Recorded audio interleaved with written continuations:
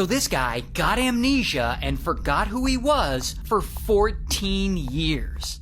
Now the guy's name is Jim, and Jim is 50 years old. He's a mailman living in New York State. But see, Jim has a problem. He's kind of clumsy. I mean, he's always falling and busting his ass. Like, bro really needs instructions on walking. And one day in 1971, it all starts to catch up to him. Because he's at home and it's a normal day and he goes to take the garbage out and he slips down the icy steps and boom, he hits his head on the pavement. A few days later, he's driving to work and achoo, he suddenly starts sneezing like crazy. And he somehow loses control of his car and bam, he crashes into a telephone pole and he hits his head again. The next day, he goes to work, and, he's trying to be chill at this point, like, okay, I just need to not trip on anything. But then, I guess because he had hit his head in the days before, he suddenly gets all dizzy, and whoa, he falls down a flight of stairs, and bam, he hits his head yet again. And luckily, for the next 10 days, Jim manages not to get into any accidents. Which at this point is like quite an achievement. But then, he's out driving, and he loses control of his car again, and kaboom! He crashes his car again, and pow! He hits his head. This time, he hits it so hard that it knocks him unconscious. And he's rushed to the hospital, and he spends 3 days there recovering with a cerebral concussion. And if that isn't bad enough, a few weeks later, he has his worst day yet. And this day changes his whole life. So it seems like a normal day, and he borrows his friend's station wagon. Probably because he just wrecked his other car twice. But he borrows the station wagon because he's got to drive and pick someone up from the airport. So he takes it out, and while he's driving, his wallet falls out of his pocket and into the floorboard. A few hours later, he returns the car to his friend, not realizing his wallet had fallen out. And his friend offers him a ride home, and Jim's like, nah, bro, I'll walk, because it's only like 15 minutes away. Then, on his walk home, he starts getting this terrible headache. And this one's really bad, like worse than he's ever had. It's so bad, he's not sure if he can make it home or not. Now, let's pause this story for a second. We'll get back to Jim. But first, we gotta talk about this woman, Anne.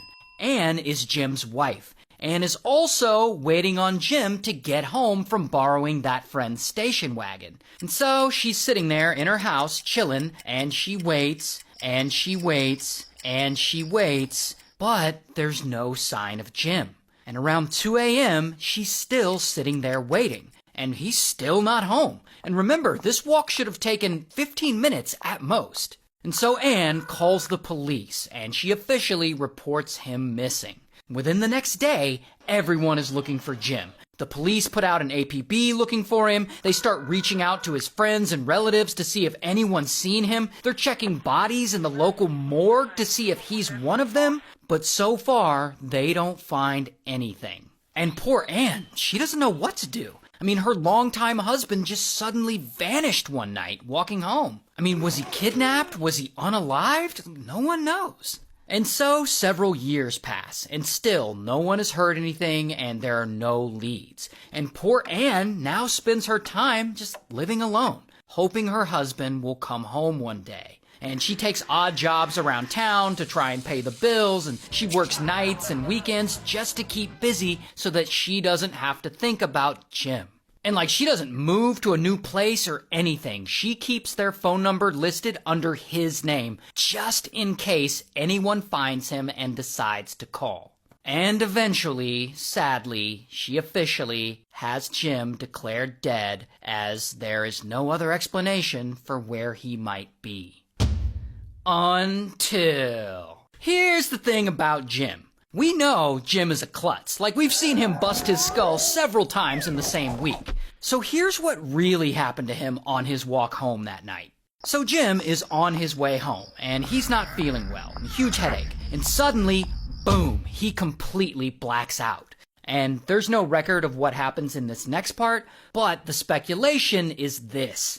After blacking out, he goes and he catches a local train from his town into Grand Central Station in New York City. And from there, he potentially catches another train or a bus, and he ends up in Pennsylvania, specifically in Philadelphia. And during all that, he is completely blacked out, like he just doesn't remember. And so the next memory Jim has, he's suddenly standing in downtown Philadelphia, a city he's never been to before. And he doesn't remember his full name, he doesn't remember where he's from or how he got there, or anything about his past. The only thing he can remember is that his first name is Jim. And to make it worse, he doesn't have his wallet on him because it fell out in his friend's station wagon, so he can't just look at his license and identify himself. And so I guess he just doesn't think to go to the police or hospital, and he's just oh, I guess I'll just start a whole new life. And he goes to the local offices of the Social Security Administration,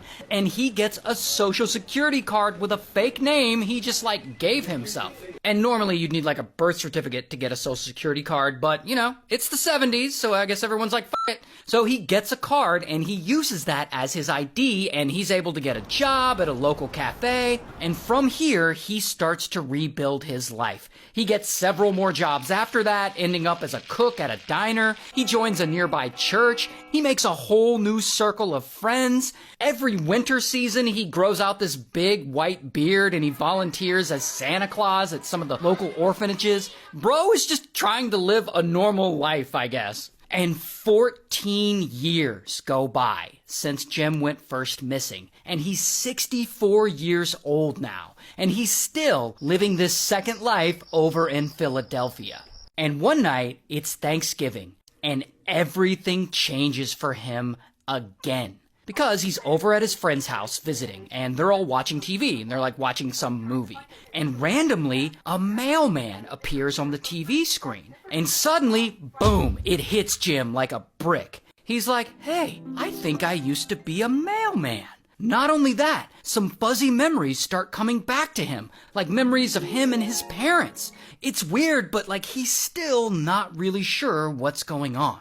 Now, despite the fact that Jim has this whole new life, I guess some things just never change. Because at his very core, he is still clumsy as fuck. And about a month later, Jim has another fall and pow, he hits his head. Then a day after that, Jim's at work and he falls and bam, hits his head yet again. Here's the thing though. Him cracking his noggin must have finally knocked something straight, because the day after that, he wakes up and kaboom, it all hits him at once. All his memories start flooding back to him. His real name is Jim McDonald. He lives in upstate New York, and most importantly, he has a wife named Anne, a wife who hasn't seen him in 14 years. And so immediately he travels from Philadelphia over to New York, and he goes to his old house where he used to live years ago, thinking hopefully Anne still lives there. And ding dong, he rings the doorbell. And of course, boom, Anne answers, because she still lives there because she's been waiting for him all these years. And so finally, after 14 years apart, she sees that he's still alive. And I'm sure she's shocked and she's relieved at the same time. Regardless, after all that, they finally get to be together again. And from there, they smash? I actually don't know what they do from there. I assume they smash. What do older people do? I don't know. It's a happy ending. That's all you need to know.